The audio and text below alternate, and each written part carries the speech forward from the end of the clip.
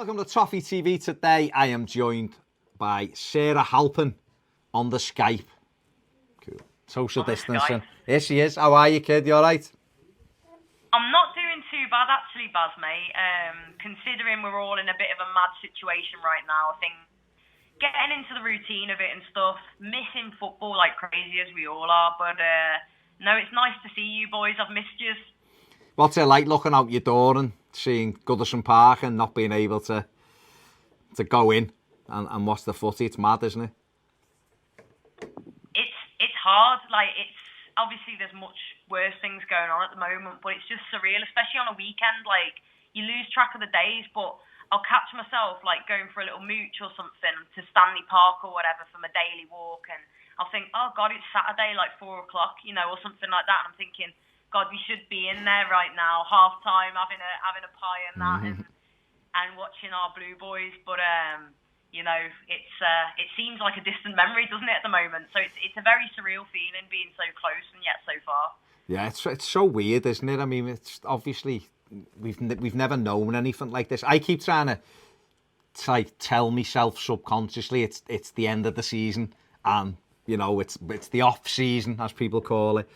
But you're looking, you know, I had something simple, like I had our Google Calendar on for what we were doing this week, for Toffee TV, and all the games are in, and it was like home to Southampton this weekend, and I was like, what? Oh yeah, because you used to like kind of living your life by who we've got next. Oh, that fixture's there and that fixture's there, and then to see like the Southampton thing and be like, is that who we had this week? Yeah, of course. It's like, it's so weird.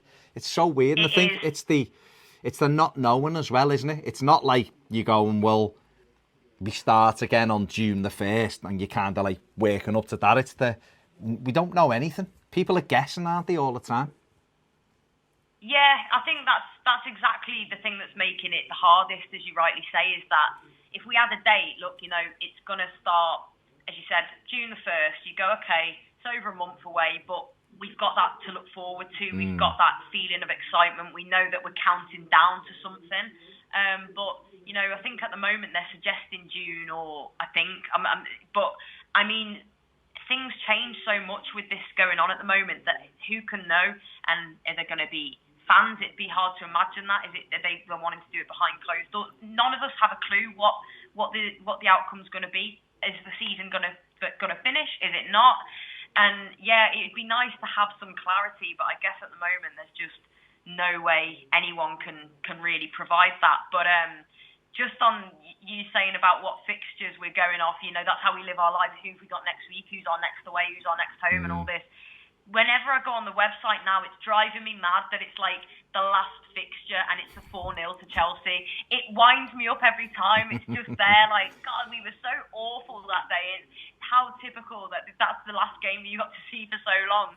Things have been good, and then we went out with a stinker, didn't we? But, you know, hopefully when it does continue, we'll pick up some good form under Don Carlo. Yeah, definitely. I know it is an annoyance, isn't it? That, you know, the last memory of us playing was that woeful performance. But as I look at it and just think it's given him time to reassess that performance and look at players and stuff. And listen, he's got to do other things with his life as well, like we all have. And football isn't important, but he is working. He's working every day, and it'll give him, you know, I always look at it and say, use it to the advantage. So have a look and see what we need and why were we so bad that day. Why were they able to run through our midfield? I think we know why. But, you know, things like that. And it highlights everything, I suppose, doesn't it? But it is such a strange time. I mean, how have you been coping with obviously not being able to go and see your family and everything? Has it been tough for you on a personal level? Yeah, I mean, I miss my family like mad. See, I've got my dad and my sister up in Liverpool, which is great, and I'm in contact with them via FaceTime and stuff. Same as my mum and sister, but obviously they're away in the Midlands. And my little dog Dixie, he's not little, is he? He's a beast, and I'm missing them because obviously in this time we've had Mother's Day. It was my sister's husband's birthday the other day, and you've had Easter, and Easter's always a big family thing for us. We all make sure we're together and have our dinner and all that, spend the weekend there. But, you know, I just have to keep saying to myself, I'm literally so blessed at the moment because we're all healthy and well. Yeah. And I do have my little moments where I feel like I get my little violin out and I'm like, I miss me mum, I'm missing my family and the dog and all that stuff. But God bless, there's people out there that now know people who have sadly lost their lives through it, or they can't see their family because they're unwell, or, you know. So in that sense, I think it's hard and it's been testing in terms of mentally, but I'm doing everything I can to stay positive, and I actually feel okay. And as I say, yeah, fortunate really that the problems I've got are more about just trying to keep myself occupied than having to deal with anything too serious. So yeah, I miss everyone, but we all are, aren't we? And we've all just got to do our bit to stay positive and be kind to each other and try and get through this as healthy and happy as we possibly can. Yeah. It's a challenge, but it's a small challenge compared to what other people are going through. And obviously, we want that day when we can go across the road from yours and back into that stadium, which seems a long way off at the moment. I mean, what's your thoughts on the game returning in terms of obviously they're talking about June and things like that, and it seems bizarre at the moment, I think, but it's going to return behind closed doors, isn't it? There's no other way. It's not as if they're going to go Everton are playing on June the 10th and you can go back to your seats and all that. That's not happening, is it? So it's going to be weird, isn't it, watching games behind closed doors? Really weird. I just smiled then because June the 10th is my birthday. Oh, so okay. I thought what a present that would be. But no, you're absolutely right. I can't see, you know, June actually now isn't that far away in the scheme of things. And with this, it's such a huge thing that's going on that, you know, even though all this lockdown and stuff has obviously had a positive impact on the way the spread's gone and stuff, it would seem very counteractive to then, because there's going to still be people who are carrying it, to then go, everyone can stream together again, bang, tens of thousands of people all over the country mingling.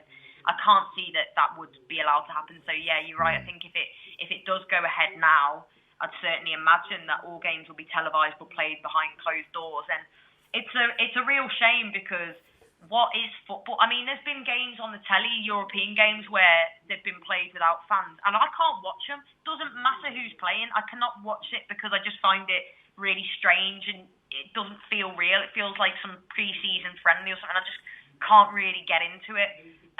But there's so much riding on it financially that no doubt the powers that be will really want the season to be completed.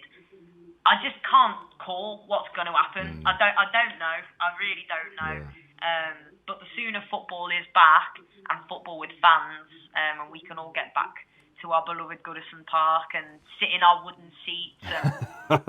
Well, that's just soak it all in. That's when we'll know that we've returned to a bit of normality, won't it? When we are able to go and watch it. It will be so strange because I don't see us being allowed back in stadiums till at least September, maybe even October, and that's mad when it's only April to say that, but I just can't see it at the minute. That view might change in 4, 6, 8 weeks, I don't know, but it just seems a mile away at the minute. But it'll be so weird watching. You're right, me and Ped have discussed this a few times. We watched the Borussia Dortmund game against Paris Saint-Germain behind closed doors, and it was just such a weird, like you say, pre-season friendly type game. There was no intensity in it. It was a Champions League second leg.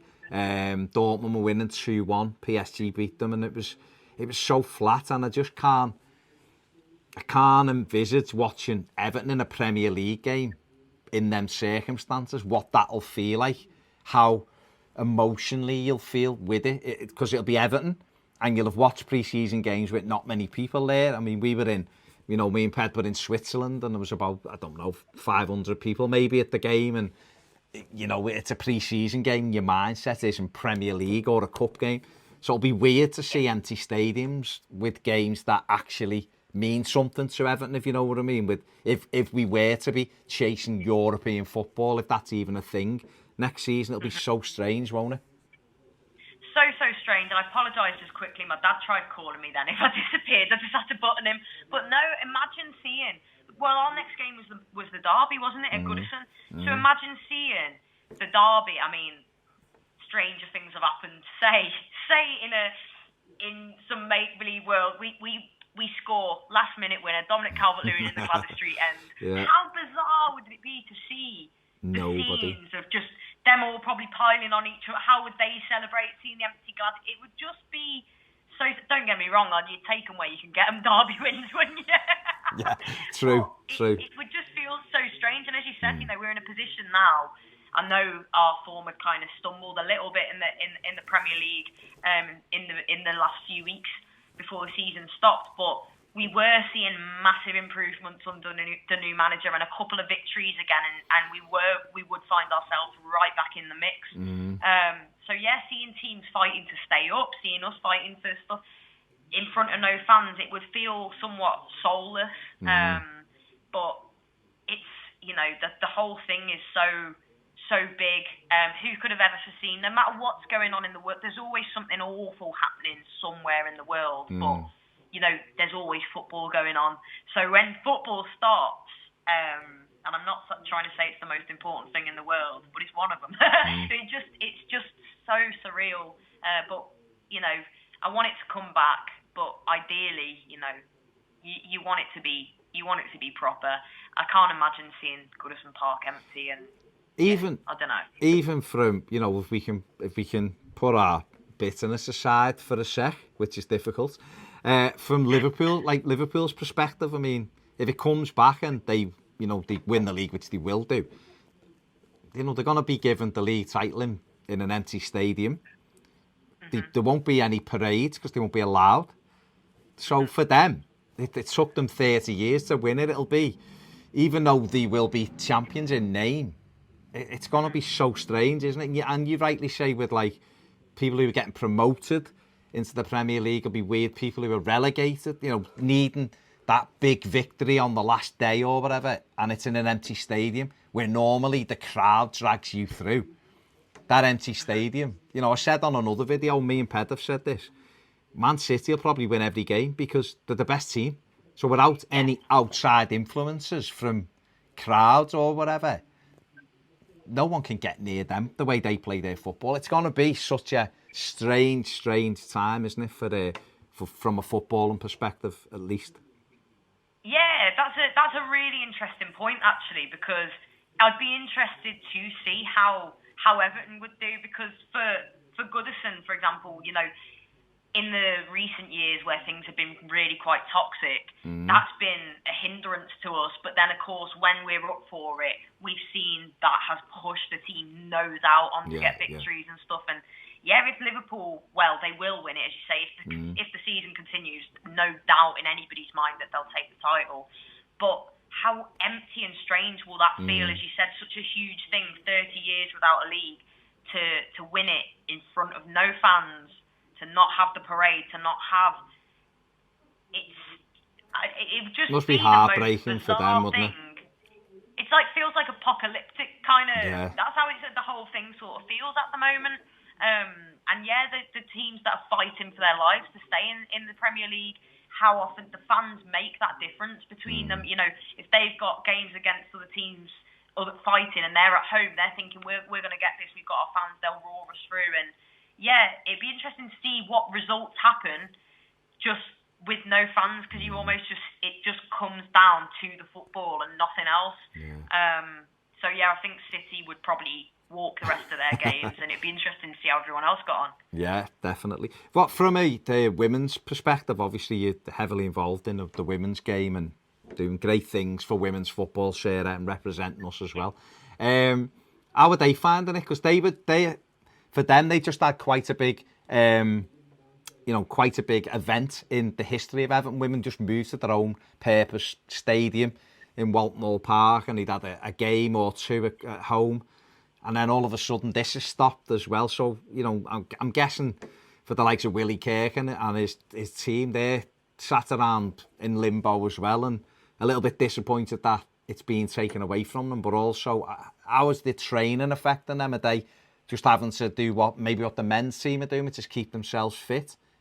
Is that similar, or is it being cancelled? Because I know lower down the ladder, the women's game, they cancelled the leagues, haven't they, and stuff? Where are we up to with in terms of the Women's Super League? Well, I think with the Women's Super League, to be honest, we'll probably follow suit with whatever like the top tiers of the men's games do. Okay. So if the Premier League gets to go, I'm not sure, but as you rightly said, the lower leagues have just been written off now. So I think it's going to be more of a wait and see. Hopefully we do get to complete the season, but we'll just have to wait and see at that, because we had a FA Cup quarter-final to look forward to in the new home against Chelsea. The Goodison Park derby was going to take place, which, from a selfish point of view as well, I said this as a fanatic Evertonian, to have been able to be a part of that day and go through the tunnel onto the pitch. And, they were laughing. I said this to Matt the other day as well. The team and the staff were giving me stick and laughing, because when the first one got cancelled, they were like, I bet you were more upset than any of us. I was like, I probably was. But no, they're devastated. They've had a really good season and moved into Walton Hall Park, got a really good crowd there for the game against Manchester United, and we were getting really good response from the supporters and stuff. So I know the girls are gutted. I've spoken to quite a few of them via message, FaceTime or whatever, because they're such a great group, and the staff as well. But I know a few of them have had equipment sent out to their homes, like exercise bikes, weights, all the rest of it. Some of them are going to the park to have a kick around, obviously safe distancing. Kika Van Ness, our centre-half, the Dutch international, I just watched the video of her before, and I was tired just watching her. Some of them are really, she's running up and down hills, booted, like just everything. Check her out if you haven't seen. So they're certainly making me feel motivated to do exercise sometimes. I can't get through Instagram without seeing them caning a workout and that. I think better get YouTube on again, get old Joe Wicks the body coach. Yeah, that's what I'm doing to keep fit. But no, they're all just trying to keep positive, keep themselves super fit and healthy, so that if and when they get the call again, they're in the best position they can be to really push on. So what have you been doing away from going for your walk to keep yourself occupied? What are you watching? How are you coping with it? Are you Netflixing it, or what are you getting through? I'm Netflixing quite a bit. So I watched The Stranger. I smashed through that in like 2 days or less. Good. Have you watched that? No, not. It's on my list. Not watched that one yet. It's really good. I really enjoyed that. And it's one where I just left my phone the other side of the room and just watched one after the other. At the moment, I'm watching that quiz thing on ITV about millionaire. That cheated. Yeah. The thing on Who Wants to Be a Millionaire. I really want to watch Ozark, because a few people have said that's good. Yeah. I know you and Ped watch loads of like good TV and stuff as well, so you'll have to let me know. I watched the English Game, which was really good. Started watching that, but I was falling asleep, and I wanted to watch that. So you've just reminded me to get back on that. Watch it, it's good. Everton Times, in it, Yeah. It's written by Sam Hoare, who's an Evertonian actor. He's not in it, but he wrote episode 4. So it's quite good. It's really good about obviously the English Game and how things are done and how the FA are. It's really, really interesting, the class struggle and stuff, but it's really good. So yeah, watch it when you're awake. Don't put it on and go to sleep. That's never good. No, definitely not. Just finished the likes of Liar and stuff like that. And I've got Disney Plus, so I've been watching Disney films to make me smile. Although I watched Onward last night. Watched Onwards last night, which is the latest Disney film, which is brilliant, but not as cheerful as the other ones, but it still was brilliant. Oh, see, you need just something light, don't you, sometimes? Yeah. Like, my sister actually, I'm 27, but my old sister's 29, and she's so cute. Like, she messaged me and my younger sister on WhatsApp, and she was like, I've just downloaded Disney Plus, and like, she sent us the login, and I was like, love her. And get on, I know Ped's going to hate this as well, but I've spoken to him about, I've never watched Star Wars. Like, I've just not what I know. I'm a freak. But this whole Baby Yoda thing, I actually think I commented you it the other day because it's just dead cute.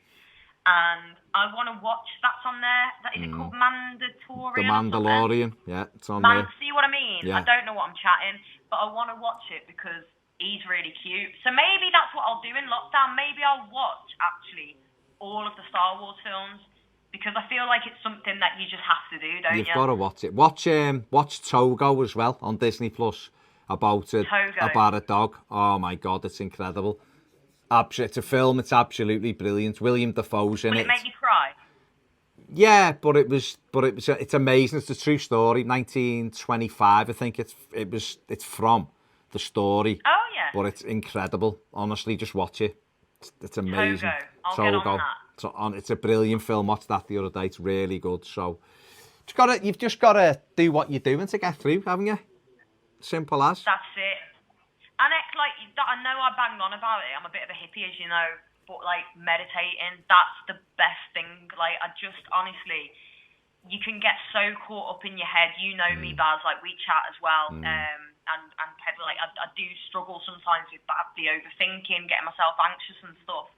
And just having that time to relax, put a guided meditation on, slow your breathing down, think about things a little bit clearer and just calm yourself, because it's easy to get yourself into a hysteria when the things that are being sent round, the scaremongering stuff, and there is, it's bad news at the moment. You go on the news, you're hearing the death tolls and all that, and you feel trapped, and that's when I think, light a nice little incense stick, put on a meditation, and I'm off away. You go. So do it. We'll keep doing more of that because it does help. And you're right. It's tough. It's tough what's going on out there, but you can get wrapped up in it too much, and that can obviously affect your mental health as well. So it's important that you exercise, and important that you do your meditation or whatever it is that you do a bit of yoga. It's good, very good for you. Well, it's hard work that as well, isn't it? Well, yeah, but that's what exercising is, Sarah. It's hard work. No, exactly. But I used to think if it was just sitting on a couch eating cakes called exercise, we'd all be doing it all day, every day. But like, I used to think that yoga was more just sort of like meditation, and I remember I did one for beginners. This was a few months ago now. I haven't done it since. The next day, because it was no cakes. That's why. Oh my God! Like, yeah, no, it is. I have been doing the Joe Wicks ones. Oh, okay, good. The little hit workouts, and they're good. They're good, but I think yoga might be nicer. It's a bit kinder to the neighbours as well, instead of me doing star jumps and all that. Do whatever you listen. You look after yourself first. Keep yourself fit and healthy. Too right. In mind and body. That's it, mate. Right, I'm going to let you go. That was a lovely chat. We're going to go and do some more filming now. So look after yourself and stay in touch. And we get you. We'll have little catch-ups regularly now. Now I know that you know how to use Skype. It's all good. I know. Well, please do, because it cheers me up. Honestly, it really does. That's the thing. And like you said, I can't get away now. You know where I am, what I'm doing. I've got, I can't be lazy, can I? No, you can't. No, you can't, because I can check when you're online on our Skype. So there. That's it. Now, listen, look after yourself. Take care, and we'll speak to you soon. See you later. Up the Toffies. Exactly. See you later. See you later. Big thanks to Sarah there for joining us for a live Skype chat. Always good to see her smiling face, and hopefully Everton will be back soon once it's safe to do so. Make sure you subscribe, give the video a thumbs up, and if you want more videos, join us on Patreon. See you later.